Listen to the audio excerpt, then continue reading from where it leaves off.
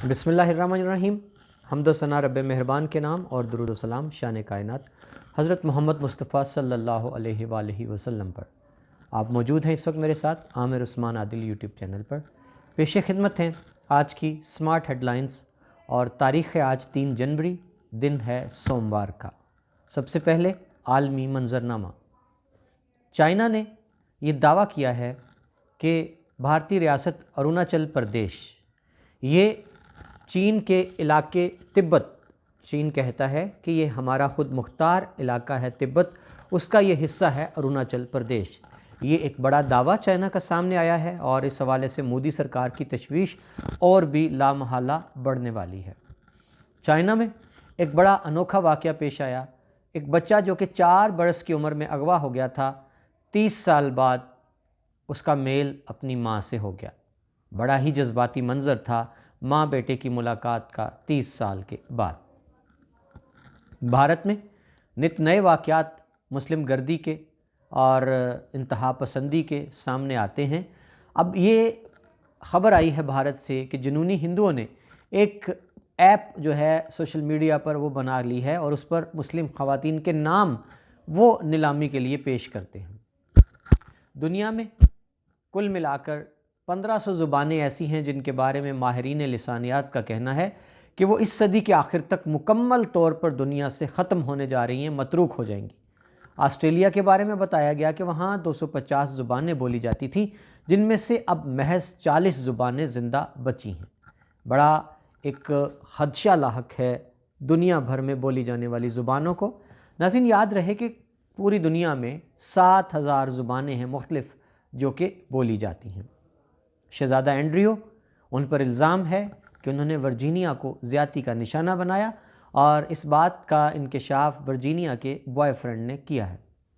Austria نے ایک نیا قانون متعارف کروایا، پارلیمنٹ سے پاس ہو چکا ہے، جس کے تحت یہ اجازت دے دی گئی ہے ایسے افراد کو کہ جن کی بیماری طوالت پکڑ چکی ہے، جو اپنی بیماری کے ہاتھوں پریشان ہیں اور اپنا خاتمہ کرنا چاہتے ہیں، تو ان کو اجازت ہوگی کہ وہ خودکشی کریں اور خودکشی کے لیے وہ جو بھی طریقہ مناسب سمجھیں اپنے لیے اختیار کر سکتے ہیں اور یہ قانونی تصور ہوگا۔ سعودی عرب میں 14,000 غیر قانونی تارکین وطن کے خلاف بڑا آپریشن کیا گیا ہے۔ غزہ میں اسرائیل نے بمباری کی وحشیانہ طور پر اور اس سے آبادی جو ہے اس کو بڑے پیمانے پر نقصان اٹھانا پڑا، متعدد افراد بھی زخمی ہوئے ہیں۔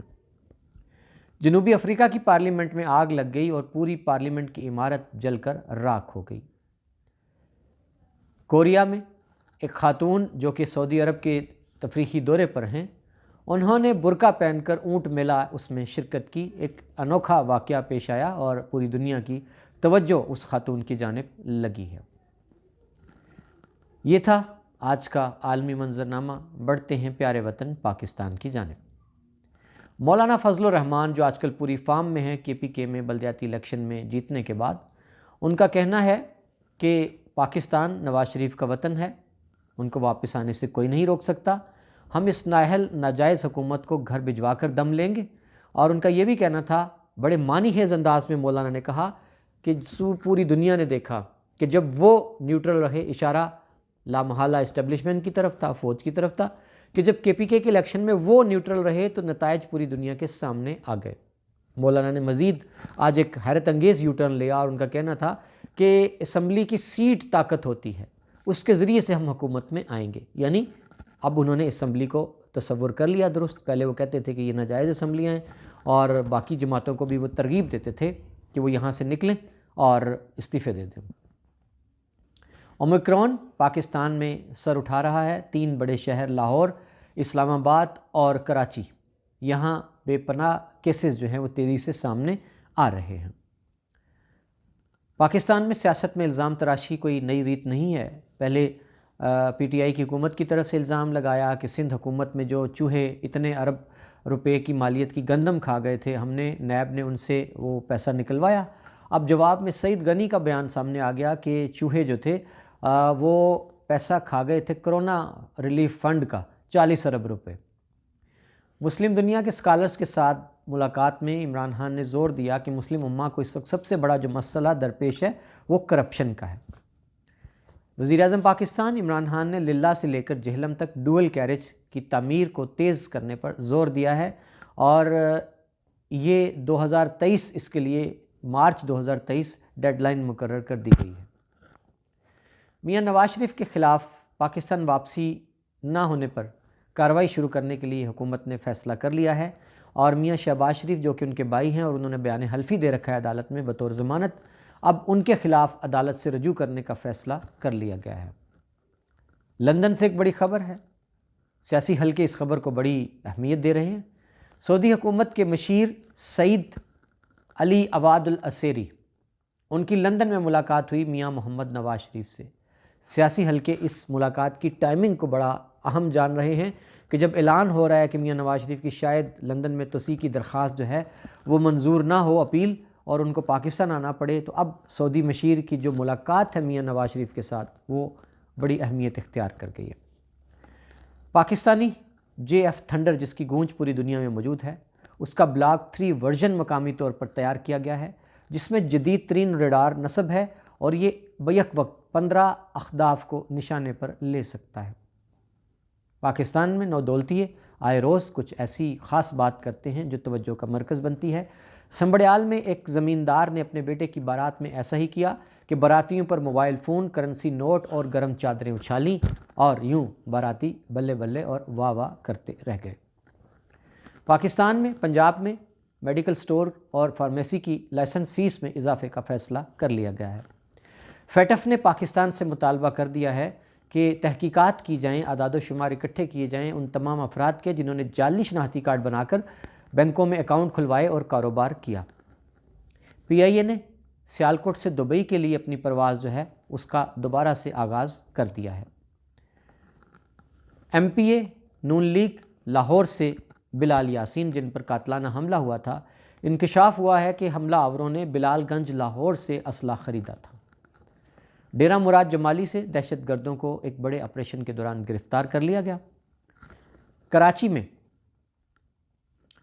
زلفی بخاری کے حوالے سے ایک بڑی خبر آئی ہے کہ انہوں نے اٹک سے حلقہ NA56 سے عام انتخابات میں سیاست میں اترنے کا اعلان کر دیا ہے، اور ساتھ ہی ساتھ ان کا یہ کہنا ہے کہ اٹک سے آئندہ بلدیاتی الیکشن میں صرف پارٹی کے دیرینہ ورکرز، نظریاتی کارکنوں کو میدان میں اتارا جائے گا۔ KPK میں 2500 ایسے امیدوار جو بلدیاتی الیکشن کا پہلا مرحلہ جیت چکے ہیں، الیکشن کمیشن نے ان کی فتح کا باقاعدہ نوٹیفیکیشن جاری کر دیا ہے۔ شاہد آفریدی کا بڑا دلچسپ بیان سامنے آیا۔ کسی صحافی نے پوچھا ریٹائرمنٹ کے بارے میں، تو ان کا کہنا تھا کہ جب اللہ میاں بلائیں گے تبھی ریٹائرمنٹ لے لوں گا۔ پنجاب میں ایک بڑی پیش رفت سامنے آئی ہے، اور خاتون محتسب جو پنجاب ہیں انہوں نے یہ کہا ہے کہ جتنے کیسز خواتین کی وراثت سے متعلقہ ہیں ان کو 60 روز کے اندر اندر نپٹایا جائے۔ معروف لوک گلوکار عارف لوہار، اگلے روز انہوں نے ایک فنکشن میں اپنے بیٹوں کے ساتھ شاندار پرفارمنس دی۔